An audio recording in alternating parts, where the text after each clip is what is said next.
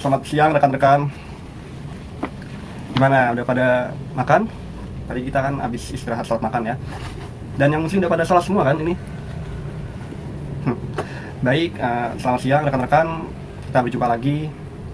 Ya, kebetulan ini sudah masuki bulan suci Ramadan. Bapak sekaligus ingin meminta maaf jika ada kesalahan dalam tutur kata maupun perilaku Bapak. Jadi bagaimana rekan-rekan, masih semangat ya? Di jam pelajaran ke-6 ini kita akan belajar sejarah ya, masih semangat ya? Semangat. Jadi gimana, masih apa udah ada yang batal nih puasanya? Belum ya, masih aman ya, belum seminggu kok masa udah batal. Jadi pada pertemuan kali ini seperti yang minggu lalu Bapak sampaikan, yaitu kita akan pelajari mengenai politik etis. Sebelumnya ada yang tahu mengenai politik etis itu apa? Baik, Bapak dulu yang menjelaskan ya.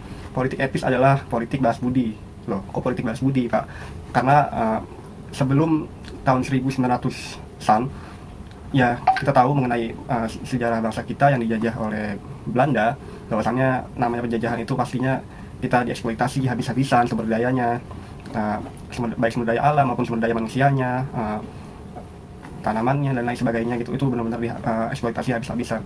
Nah, di akhir tahun 1800-an muncul kaum humanis di negeri Belanda yang agaknya mulai bersuara mengenai sikap pemerintah kolonial yang terlalu cukup mengeksploitasi sumber daya kita. Salah satu tokohnya yang mencetuskan ini ialah Van Deventer melalui karyanya yaitu Utang Kehormatan.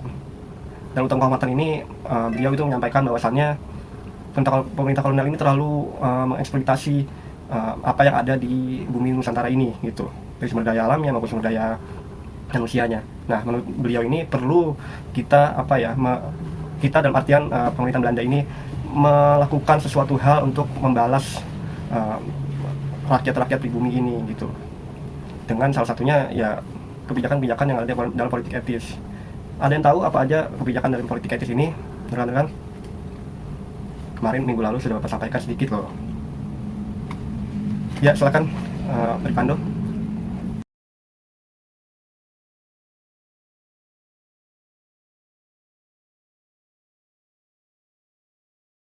Iya, benar sekali. Jadi ada tiga kebijakan politik etis, yaitu yang pertama adalah migrasi, yang kedua adalah irigasi, dan juga yang ketiga adalah edukasi. Jadi yang pertama adalah migrasi. Migrasi ini adalah perpindahan penduduk, teman-teman. Jadi perpindahan penduduk bukan dari desa ke kota, atau ya bisa juga gitu dari kota ke desa gitu, tapi yang lebih poin utamanya di sini adalah perpindahan dari tempat penduduk yang padat ke yang lebih lebih sepi gitu.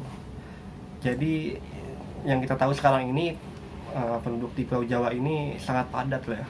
Bisa dibilang setengah dari penduduk Indonesia itu berada di Jawa. Begitupun sama di masa kolonial Belanda pun di Jawa tuh juga udah padat gitu. Makanya Yang utamanya dilakukan itu migrasi ada tiga dari bukan Pak?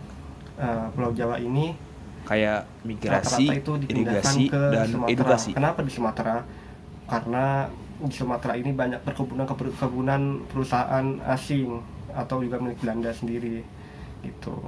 Lagi-lagi namanya penjajahan tetap aja ya gitu kan, walaupun sepositif apapun pasti juga ada penyimpangannya.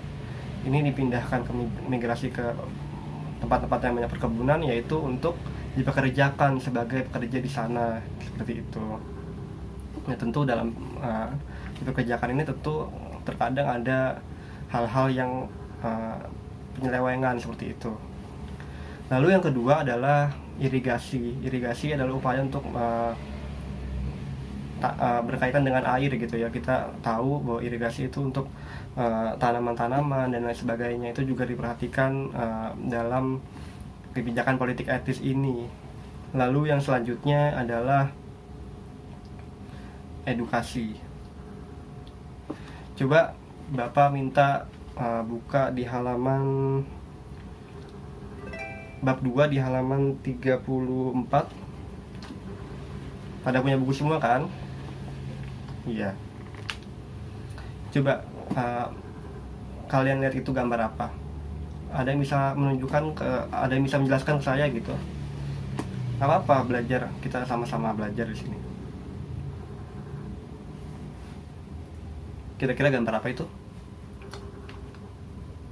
Iya, itu adalah potret salah satu apa ya, pendidikan pada masa kolonial Belanda. Kita bisa lihat itu gambar masih hitam putih ya, memang zaman dulu masih seperti itu.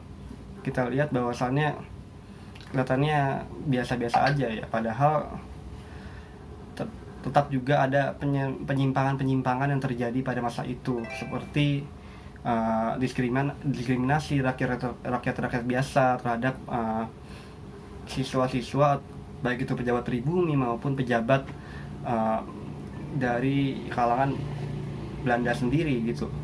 Mereka diskriminasi dan dipersulit lah gitu untuk menempuh pendidikan.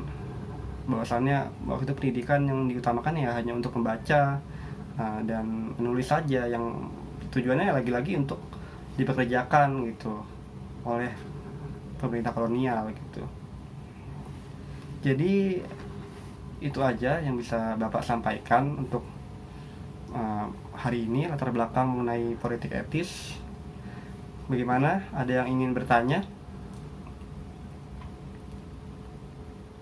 Ya, silakan Rifando.